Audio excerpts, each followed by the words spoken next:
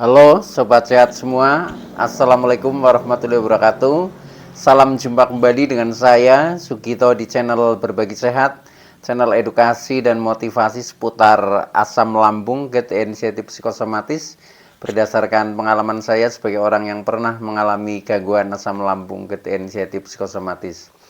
Harapan saya khususnya kepada teman-teman yang masih dalam penderitaan asam lambung, gejala inisiatif psikosomatis, setelah menonton video ini akan dapat tersugesti dan termotivasi untuk dapat cepat sembuh. Saya bisa sembuh, insya Allah teman-teman pasti juga bisa sembuh. Badai pasti berlalu. Baiklah teman-teman, pada kesempatan kali ini saya akan berbagi seputar asam lambung, gejala inisiatif psikosomatis dengan topik asam lambung kambuh, pahami sebab dan solusinya. Baiklah teman-teman ya, sebelum saya lanjutkan, tolong yang belum subscribe channel ini, klik subscribe dan loncengnya, supaya teman-teman tidak ketinggalan konten video-video berikutnya. Dan jika suka, klik like, selalu bagikan ke sosial media teman-teman, semoga bermanfaat buat kita semua. Baik, kita lanjutkan, jadi topik kita kali ini adalah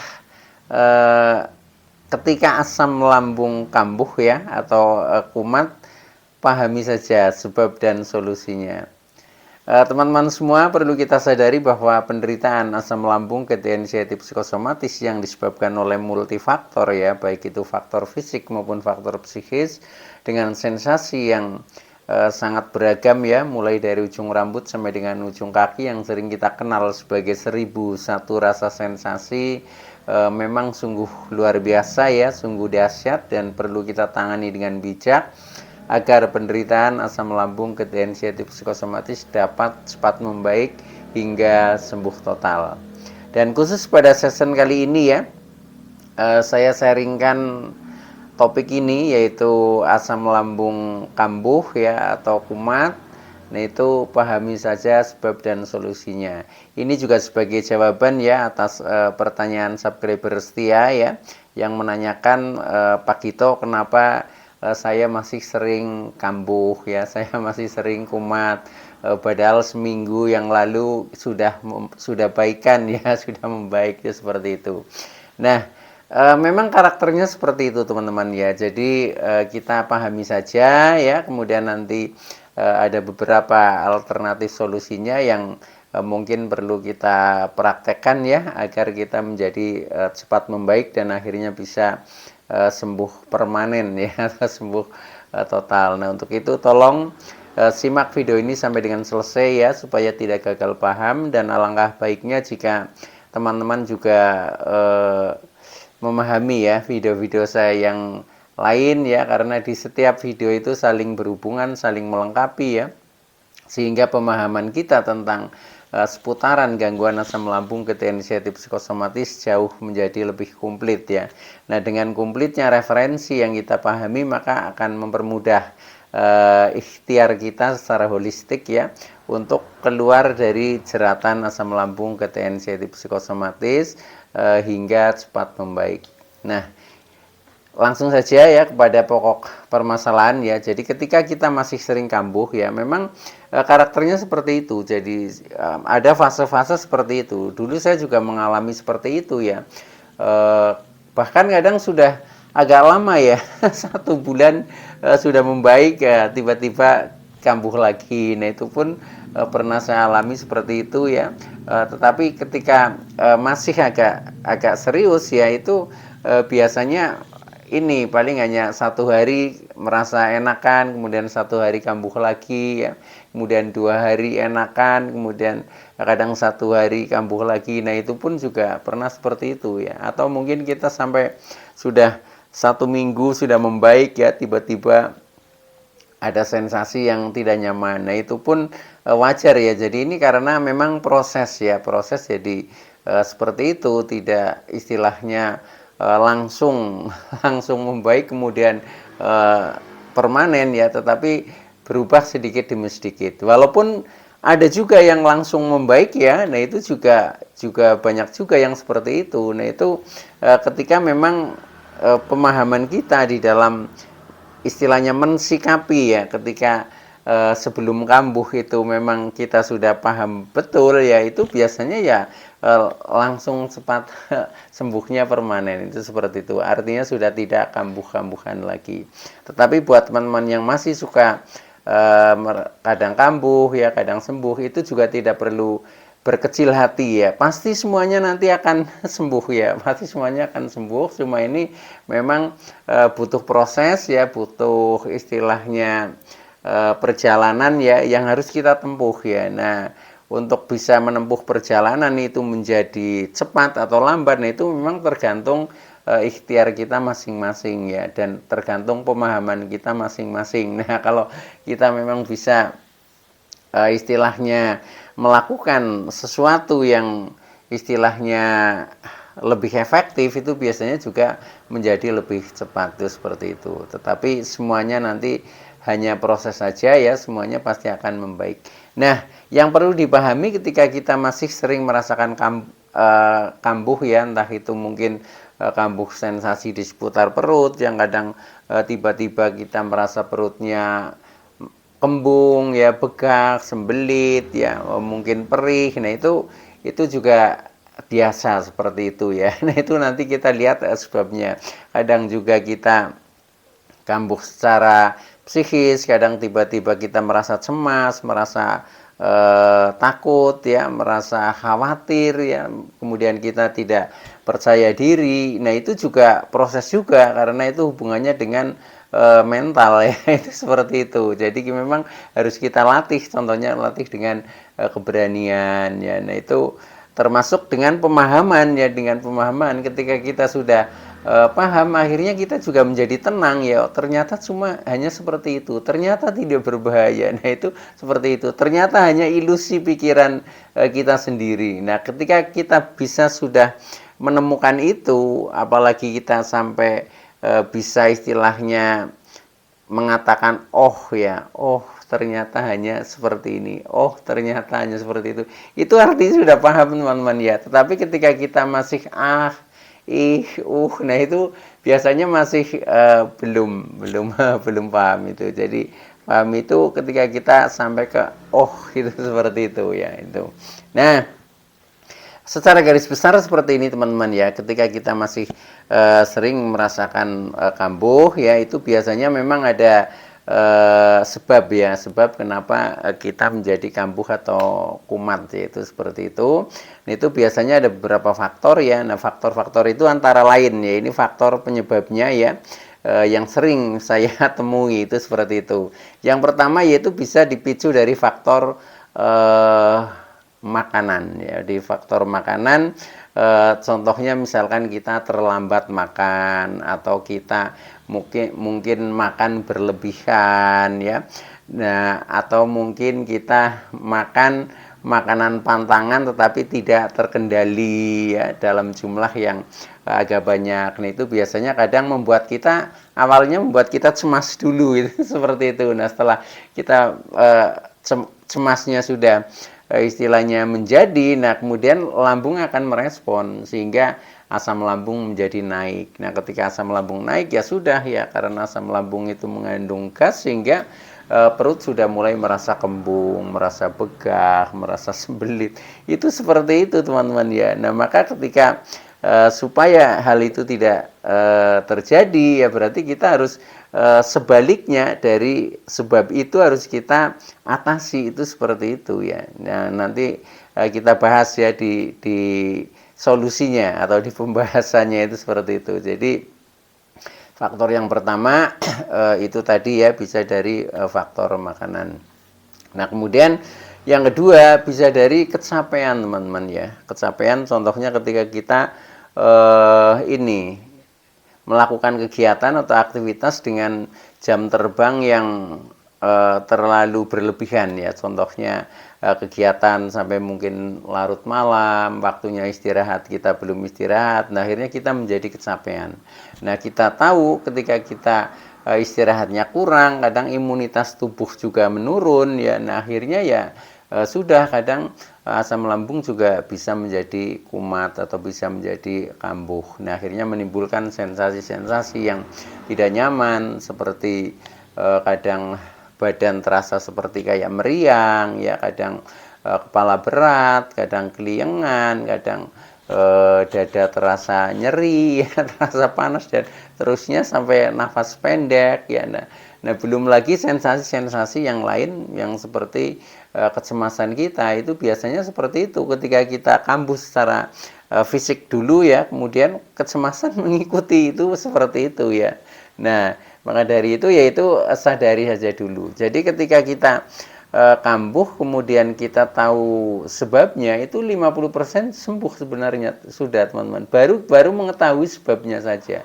Cuma kadang yang jadi masalah kita kambuh tetapi kita nggak tahu sebabnya apa. Itu yang kadang membuat kita menjadi agak panjang itunya, merasakannya itu seperti itu. Tapi kalau kita langsung menemukan, oh ya, saya menjadi kurang nyaman, katakanlah perut saya kembung karena kemarin habis makan terlalu pedas, misalkan seperti itu. Nah, itu biasanya agak berkurang, minimal kecemasan itu tidak akan datang, itu seperti itu, ya. Tetapi ketika kambuh kita nggak bisa menemukan sebabnya, nah itu yang menjadikan semakin menjadi itu, ya. Atau mungkin kita kambuh karena memang kemarin kecapean, ya, kemarin baru bepergian jauh, ya, baru perjalanan keluar kota misalkan sehingga istirahatnya kurang, akhirnya kita kambuh. Nah, ketika seperti itu ya nanti akan solusinya mudah, yaitu seperti itu, teman-teman, ya. Makanya kita selalu berusaha istilahnya memahami diri kita sendiri, teman-teman. Nah, itu yang perlu diterapkan buat kita yang mengalami gangguan asam lambung, GERD, anxiety, psikosomatis itu seperti itu. Nah, kemudian selain faktor makanan, faktor mungkin kecapean yang kadang bisa menyebabkan kambuh atau kumat, ya, nah itu bisa juga dari faktor beban pikiran, teman-teman, ya. Jadi beban pikiran yang belum terselesaikan, ya, sehingga pikiran menjadi selalu aktif, selalu dipikir. Nah, itu biasanya sama, ya, reaksinya perut biasanya menjadi kembung, menjadi begah, rasanya tidak nyaman, mulai pusing-pusing dan sebagainya, itu seperti itu. Nah, maka dari itu ya sikapi saja ketika ada beban-beban pikiran yang sepertinya masih mengganjal lah di benak kita, itu seperti itu. Bisa juga itu juga dari faktor beban perasaan, ya, ketika perasaan kita itu merasa mungkin tersakiti, merasa terbuli, ya, mungkin merasa tidak dihargai dan seterusnya, ya.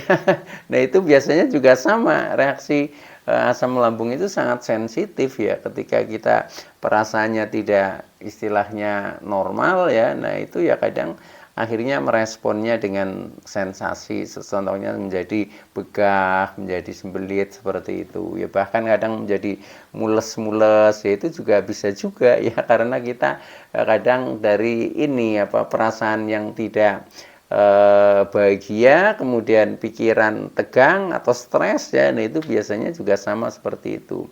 Nah, termasuk juga dari faktor emosi, ya, ketika emosi kita misalkan selalu naik, contohnya kita habis marah-marah, ya, berhari-hari, nah kelihatannya belum turun emosinya, nah itu juga biasanya pasti akan menjadi mudah kambuh seperti itu. Nah, itu makanya buat kita yang mengalami gangguan ini, kita mesti paham tentang faktor-faktor itu, ya, sehingga kita bisa mudah mengendalikannya, itu seperti itu. Nah, yang lebih penting lagi yaitu sekarang adalah solusinya, teman-teman. Ketika sudah terutama pada saat sudah kumat, ya, atau sudah kambuh, nah solusinya yang pertama adalah kita berusaha, ya, konsisten menjaga pola makan. Jadi makan yang baik, ya, untuk kita yang mengalami gangguan asam lambung itu secukupnya, ya, secukupnya. Jadi berlebihan juga jangan, ya, kekurangan juga jangan, secukupnya. Nah, kemudian tentang menu, tentang waktu makan, yaitu diatur sendirilah, seperti yang sering saya sampaikan di dalam bagaimana kita menjaga pola makan, ya, contohnya makan dengan tepat waktu, ya, pilihan menu juga istilahnya menu-menu yang tidak terlalu sensitif terhadap ini lambung kita ya, contohnya kita masih mengendalikan makanan-makanan pantangan, itu seperti itu ya. Nah itu jadi intinya konsisten menjaga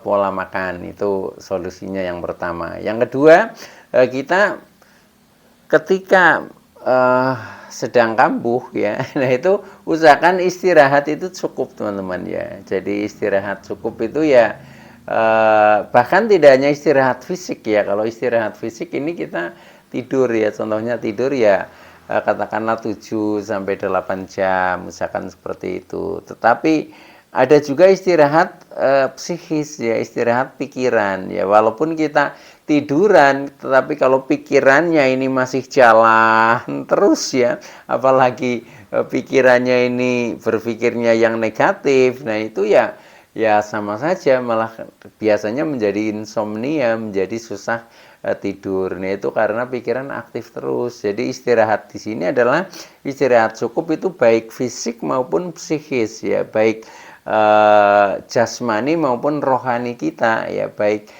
tubuh maupun mental kita. Nah itu istirahat benar itu seperti itu. Nah ketika itu bisa kita lakukan, yaitu biasanya kita akan merasa lebih nyaman. Nah maka dari itu ya memang harus berusaha ya, walaupun juga untuk berusaha katakanlah istirahat cukup ketika kita masih mengalami susah tidur ya, itu kadang ya susah juga ya, susah juga ketika kita memang belum ini apa, merilis ya yang tadinya menjadi sebab-sebab itu. Kalau contohnya ketika kita masih punya banyak beban pikiran, nah ketika itu belum dirilis, belum diselesaikan, ya biasanya pikiran kita masih tegang terus ya, itu seperti itu. Nah maka dari itu ya kita harus ini apa, mencari jalan keluar ketika itu memang sebabnya dari faktor pikiran. Dari faktor pikiran ya itu secara pikiran harus diselesaikan dulu, itu seperti itu. Tetapi kalau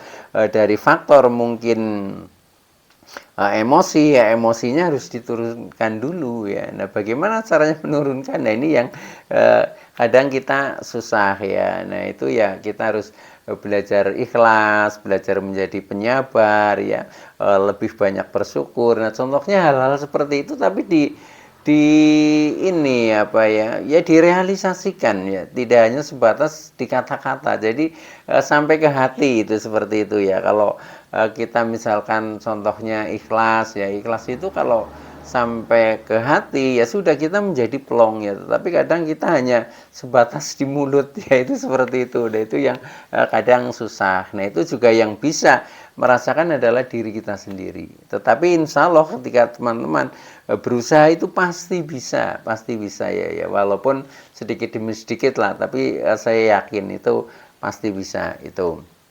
Nah itu jadi solusinya istirahat harus cukup. Kemudian yang ketiga ya, solusinya juga ketika kita sering kambuh, yaitu kita harus bisa berusaha berpikir yang positif ya, karena pada saat kita kambuh itu biasanya ilusi pikiran kita itu biasanya negatif ya. Contohnya berpikir tentang wah jangan-jangan tidak sembuh, jangan-jangan terkena penyakit berat, jangan-jangan mendekati kematian dan seterusnya ya. Nah seperti itu. Nah itu harus dirubah itu menjadi positif. Positif ya, berpikir yang baik-baik ya, yang membuat kita menjadi optimis lah, seperti itu ya. Contoh-contohnya juga sudah ya ada di dalam video-video saya yang lalu ya, itu juga sering saya sampaikan bagaimana caranya merubah pikiran agar dari negatif menjadi positif ya. Contohnya kita selalu mengawali dengan syukur ya. Ketika kita awali dengan syukur, walaupun itu penderitaan, itu nanti kita akan menemukan hikmahnya, dan akhirnya endingnya kita menjadi positif, berpikirnya seperti itu. Jadi anggap saja katakanlah penderitaan itu sebagai ujian atau sebagai pembelajaran yang pada akhirnya nanti ketika kita melalui hal itu ya, nah itu nanti kita akan diangkat derajatnya lah, menjadi naik kelas istilahnya seperti itu, karena sudah mengalami terpaan atau tempaan ujian-ujian itu tadi. Dan akhirnya kita menjadi bersyukur ya, menjadi ternyata menjadi lebih baik. Nah, itu seperti itu cara menganalisanya, itu seperti itu. Nah, kemudian selain kita berusaha berpikir positif, ya solusi yang berikutnya kita berusaha perasaan kita itu senang atau gembira atau bahagia, yaitu caranya masing-masing lah, silahkan ya. Biasanya sih bisa misalkan dengan kegiatan-kegiatan yang bersifat hobi, itu biasanya juga mudah menyenangkan, tetapi juga belum tentu ketika perasaan negatifnya terlalu kuat, kadang ya walaupun kita sedang melakukan kegiatan hobi ya rasanya tetap malas ya, rasanya sedih. Itu juga pernah saya alami seperti itu, walaupun kita tujuannya inginnya senang-senang ya, inginnya bahagia, tapi belum bisa menikmati, itu kadang seperti itu. Nah, itu maka untuk mencari perasaan yang damai, yang bahagia itu juga di diri kita sendiri ya. Kadang kita butuh juga ya damai itu pada saat kita menyendiri, kita hanya berdialektika dengan batin kita sendiri, kadang kita merasa justru menjadi lebih nyaman. Nah, itu juga bisa juga. Tetapi ada juga yang kita merasa damai ketika kita bisa curhat dengan teman karib kita ya, dengan orang lain yang istilahnya mungkin keluarga, mungkin sahabat dekat. Nah, itu juga bisa juga. Jadi ininya apa ya, caranya itu bermacam-macam. Nah, itu sesuai dengan istilahnya mood teman-teman itu kemana ya, ingin bahagianya seperti itu. Ada yang merasa bahagia senang ketika mungkin jalan-jalan ya, mungkin jalan-jalan ke sungai, mungkin ke hutan, mungkin ke sawah, mungkin ke pantai dan lain sebagainya. Itu kadang merasa terhibur, merasa bahagia, itu juga bisa juga. Ada yang merasa bahagia ketika misalkan bermain alat musik ya, atau mungkin karaoke ya, atau mungkin kita melakukan kegiatan hobi kita, yaitu juga ada juga. Jadi silahkan saja lah, tempuh saja, yang penting indikasinya itu kita bisa tersenyum dan tertawa ya. Nah, itu indikasi kita bisa menjadi bahagia itu. Nah, kemudian yang terakhir ya, solusinya pada saat kita kambuh, utawa supaya tidak mudah kambuh ya, itu usahakan emosi itu stabil teman-teman. Jadi kita jangan terlalu responsif ya, jangan langsung ketika ada sesuatu langsung kita tanggapi sehingga kadang memancing emosi kita ya. Nah, itu harus kita endapkan dulu ya, kemudian kita berusaha menerima ya apa yang sedang kita alami ya. Nah, setelah itu jadi kita istilahnya ya jadilah penyabar ya, jadilah pemaaf, kemudian kita menjalaninya dengan ikhlas, dengan penuh syukur, dan akhirnya kita bisa pasrah ya kepada Yang Maha Kuasa. Nanti insya Allah semuanya akan baik-baik saja. Itu ketika kita memang sudah betul-betul sumeleh ya, sumeleh nrimo ing pandum. Jadi selalu bersyukur apa adanya, pasrah dengan tulus dan ikhlas. Ketika itu bisa dipraktekkan, insya Allah itu semuanya akan baik-baik saja. Baik ya teman-teman, itu dulu yang bisa saya sampaikan. Kurang lebihnya mohon maaf ya. Terima kasih atas like, subscribe, serta komennya. Saya Sugito dari channel Berbagi Sehat. Saya bisa sembuh, insya Allah teman-teman pasti juga bisa sembuh. Badai pasti berlalu. Oke, terima kasih. Sekian. Wassalamualaikum warahmatullahi wabarakatuh.